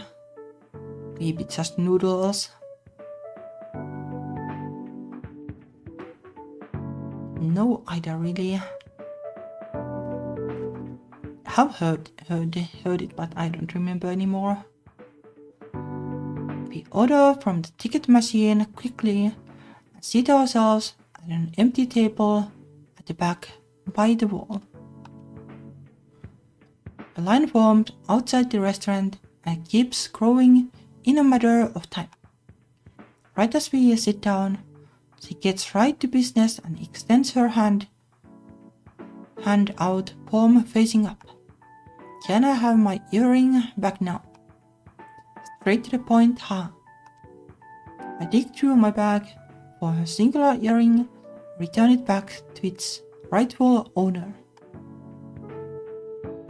She examines it to double check and tucks it away safely in her blazer pocket. Thanks.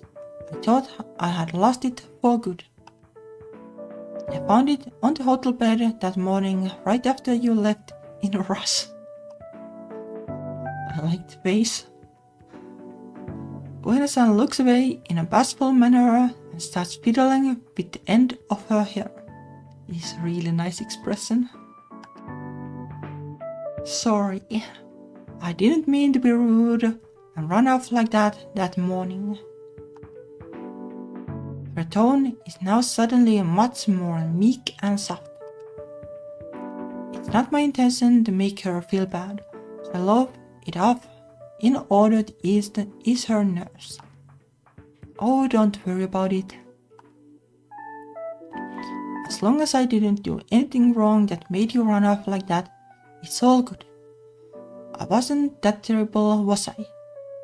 Or maybe you were just embarrassed after realizing what happened the night before.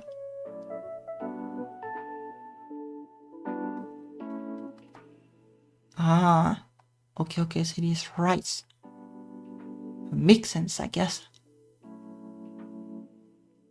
I remember that done is like a bowl, but I didn't remember like what kind of bowl it is.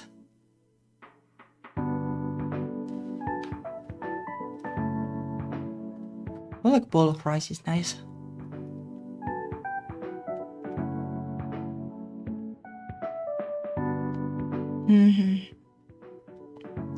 No, you were fine. I just had to go home to tend to my dog. Okay, well that makes sense, but why didn't you want to go home then to begin with? I planned on waking up early to go home, but I ended up sleeping way past my usual time. A dog. Who would have thought? Well, she did have the dog icon in the messaging application, I guess, so that makes sense now. And here I thought it was because of me the entire time. Yeah, well, I guess like this kinda makes sense. Like ideally you would like to be like well, oh, I'm late from taking my dog out or something, but in that kind of a situation, it's kinda understandable that you just run out basically. It's kinda hard to remember the explanations, I guess. I can't help but laugh to myself, not having thought of something that wasn't about me. Wow. Ha ha ha. Sorry, it's nothing. I just thought I did something wrong for you to have run up like that. I absolutely did not predict that your dog would be the reason at all. Listen, I didn't feed him nor let him out to do his business all night. Of course, I had to rush home. Yeah, makes sense. Especially since I slept in by accident. Yeah, I understand, don't worry. But I didn't take you to be a dog person. You give off more of a cat person type of energy. Well, I don't know really if you can really tell. I'm more of a cat person to be honest, but dogs are fine too. But no idea what makes a dog kind of person. If you want somebody who is excited about you, and somebody who actively wants the pets, then the dog is better a choice, I guess. Cat is more if you want the something enigmatic. that will sometimes give you the attention. Well, still don't have a cat though. Maybe one day. Like it's kind of like my tragic backstory in a way now. Like when I was making my first game, I was like, hopefully it makes like well enough so that I can get myself a cat, but still not a thing to this day, but maybe one day.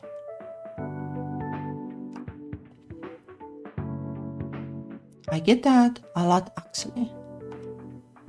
Can I see a picture of him? In a split moment's time, when the sun's facial expression switches from her usual poker face to a brightly lit face, with stars twinkling in her eyes and a big toothy smile. Who knew she could smile like that? Well, makes sense though. Like a pet is kind of like your baby, yes. You're like super fond of them. I guess like this is more like Tsundere in a way than Ice Queen.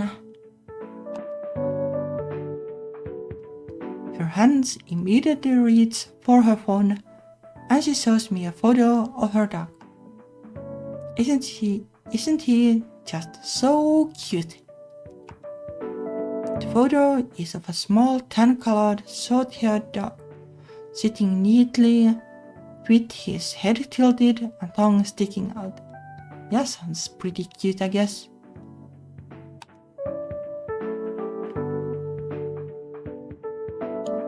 If it's like small, then I guess it's not like Shiba Inu or anything really. Something smaller.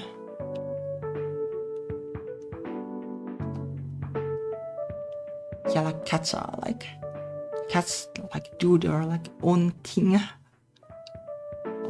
often. Maybe like kissing, like it's not exactly the best, but though cats like don't really care like what you like exactly. They just do their own thing, and then I don't know, that like to me it would be like having like my own like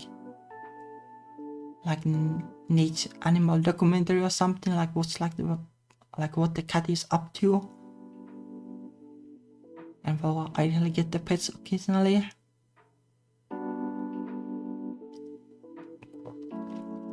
Would be a little bit worrying to have the cats hiss, but well, it is what it is sometimes. I would still take it.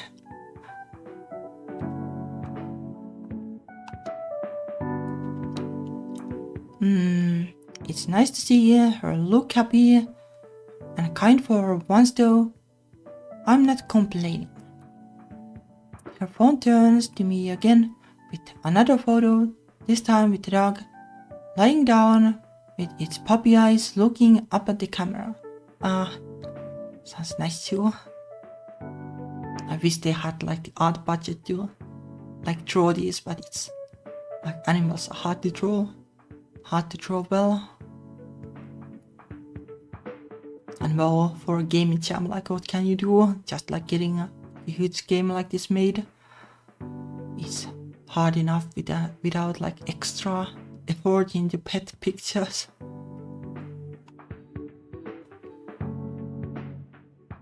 But would be nice in theory. Anticipation is written all over her face, waiting for my reaction to her prized companion. It stifles a chuckle out of me. Haha, yes, he's very adorable indeed. What's his name? Galakas. Oh, that's a name.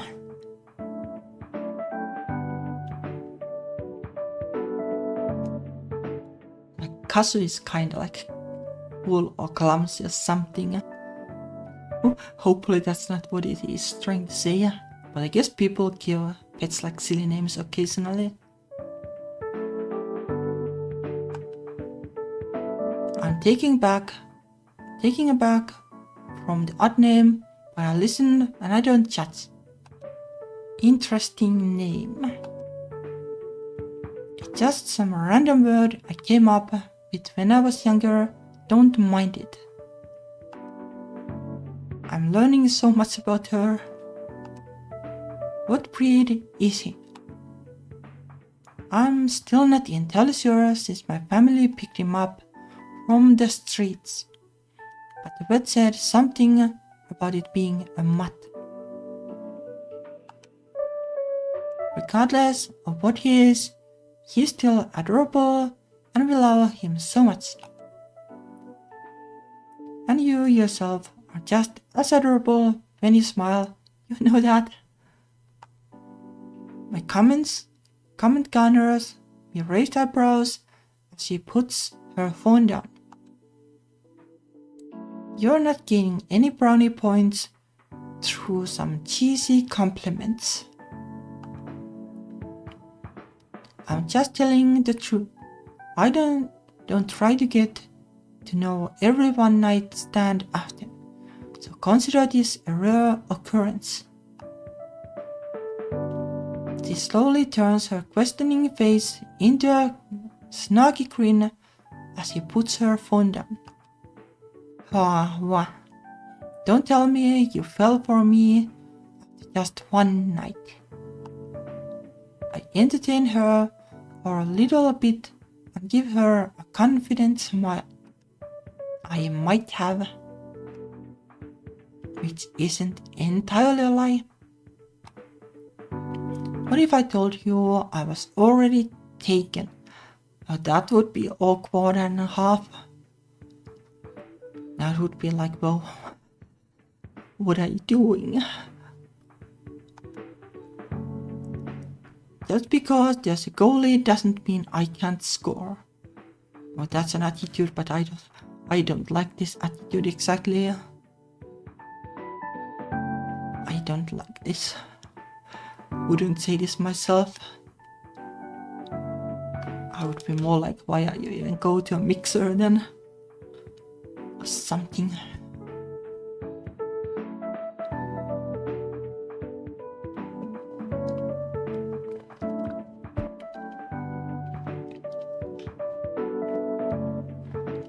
Oh well, it's kinda unlikely that she's taken. Well, at least I hope she's not. A hearty laughter erupts from her, and she starts reading the advertisement plastered on the wall as if it's the most interesting thing on the planet. You're dangerous. So you cheater. Yeah, well, it's kind of fair, I guess. Whatever you say, homewrecker. Fair enough.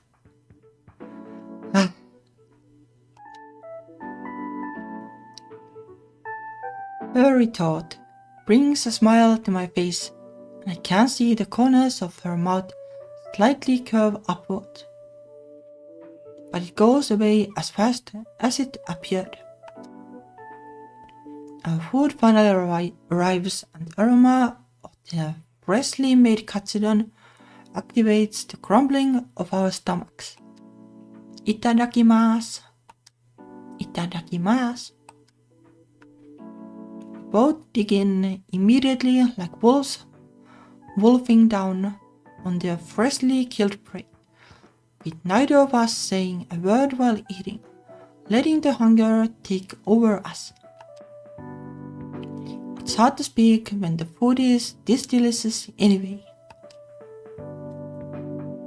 The meat is always freshly fried and juicy, with an egg atop a bed of fluffy white rice. Wow. Getting a little bit tricky on the throat, but wow. Let's try to finish this scene and then call it a day, I guess. There's a reason why this spot is popular among all the office workers around this area, and why a line always forms during lunch hour. The silence between us goes on for a little longer until I start up a conversation. I asked her out for lunch to get to know her after all. So are you into women? Well, that's kind of a late question. She adjusts the hair tucked behind her ear and looks up at me mid-bite. What do you think? Hey, I don't know, maybe you're just experimenting. I'm not. Straightforward as always. I'm surprised you're single. Didn't I say that I was taken and that I was cheating on my partner with you? That.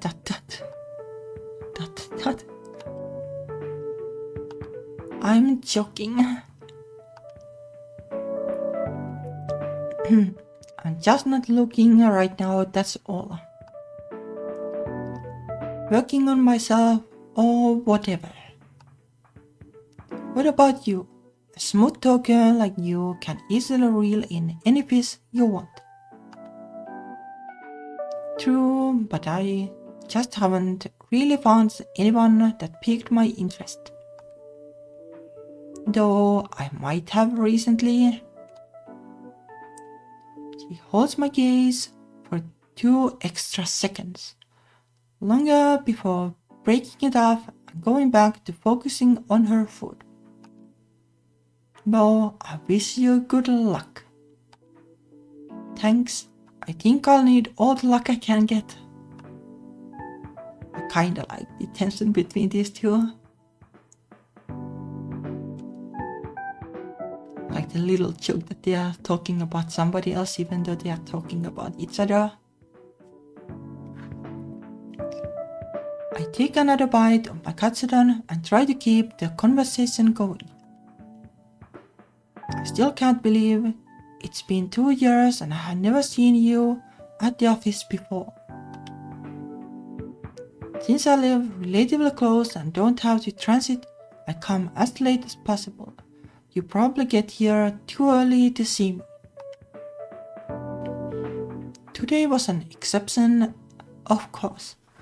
There was some prep work I had to prepare for a presentation today. Oh, you live nearby. That's pretty convenient then, yeah. Yeah, it's great that Kakas doesn't have to wait too long to have his dinner and evening walk. Do you live alone?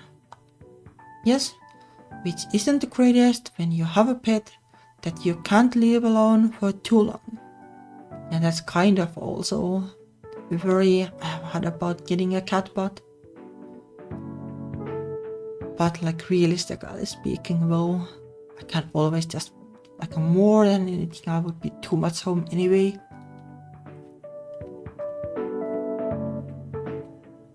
No idea like what I would do like if I had to like go to my parents or something, like that's a little bit of a trickier question.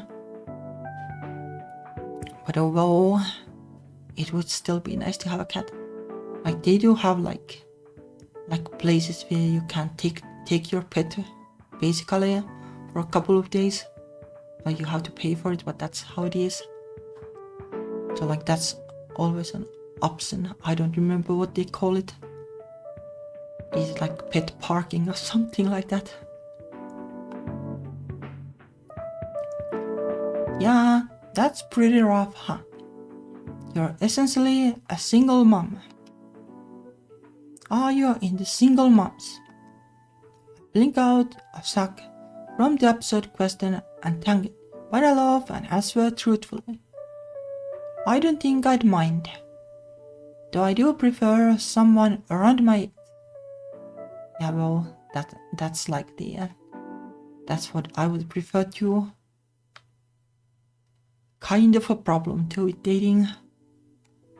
Finding people of my age is kinda tricky. Though well, it is what it is. How old are you? didn't think she'd be asking anything, but I'm not complaining. 28. She nods as she wipes her mouth with grace. I think like 28 or 29 or something like that like it's kinda like safe age to give for fictional characters, because like people in their 20s are like, okay, well, I can kind of relate if they are younger, and like people in their 30s and maybe 40s are like, well, it's kind of like close enough to be like the working age kind of person. It's kind of a safe age in that sense, I think. I see. You can't just ask without telling me yours. She gives me a smug face, mocking me while knowing she's in control. Who said I can't? This girl. She's hard and cold, but somehow that only draws me more to her. Yeah, that's kinda like the appeal of gender characters and kinda appeal of ice queens too. It's nice for some reason. But unfortunately, answer to her age and my magnetic attraction to her, I had to wait for another day. I checked the time on my watch and noticed that we are already 3/4 into our lunchtime. I didn't realize time went by so fast. Shall we get going soon?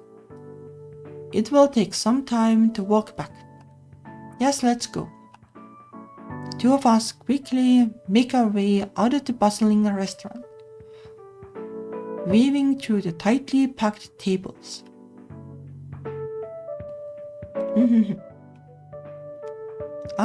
Once we step out, the crisp, fresh air greets a sharp contrast to the stuffiness inside. There's still a big line outside the restaurant even though it's been an hour. The streets are more crowded too as everyone's out and about.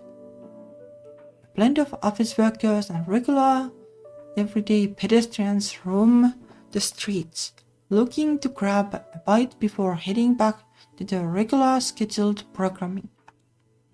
Yuana-san walks ahead of me, eager to get back on time, and I follow behind her, taking my sweet time. It helps that I have slightly longer legs than her. I put my hands behind my head, stroll lazily behind her, watching her go. She turns around after noticing I'm not next to her. Don't you have to get back on time? Nah, I can be a few minutes late. My manager won't mind. She's really chill. Must be nice. If I'm even 1 minute late, I'm bound to get careful. I grab Yuana-san's hand, pull her towards me, steadying her stance, while my other hand on her arm. What are you doing? A bicyclist soon whizzes by, and would have squashed Yuana-san to pieces had I not pulled her back. I catch a whiff of her perfume from her proximity. The same light floral and slightly woody scent as that night. Saving you. She looks up at me briefly and quickly averts her gaze, embarrassed. Please remember to look forward when walking, Yuana-san. A tint of red creeps up her face, making me want to tease her more, but I abstain. You can let go of me now. I didn't even realize I was still holding onto her. As he requested, release her as she straightens out her suit. Sorry, Yuana-san. You can just call me Fuyumi. It feels weird hearing you speak so formally when you have such a casual attitude. It doesn't suit you. Oh, okay then. Fuyumi. She stares at me with a judging squint and a pregnant pause. Wait, never mind, go back to Oene-san. I feel like you're getting way ahead of yourself. Nope, too late, no takebacks. I bless her a big toothy grin and a peace sign signaling my victory. In return, you can just call me Natsuha without any honorifics. Fine then, but I don't. Wait, it's getting late, we gotta head back now. I swear, we still had. Fuyumi grabs me by the hand and yanks me as she runs back to the office as fast as our heels can take us. We make it in the nick of time, though still about 5 minutes late. Okay. I guess we call it a day here.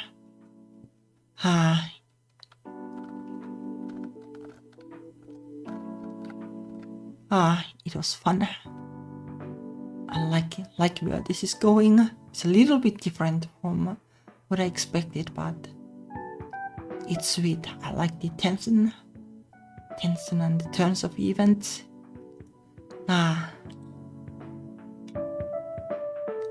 But well, I guess we are going to play this next week more. Thank you for watching. It was fun. See you next week, I guess. Bye bye.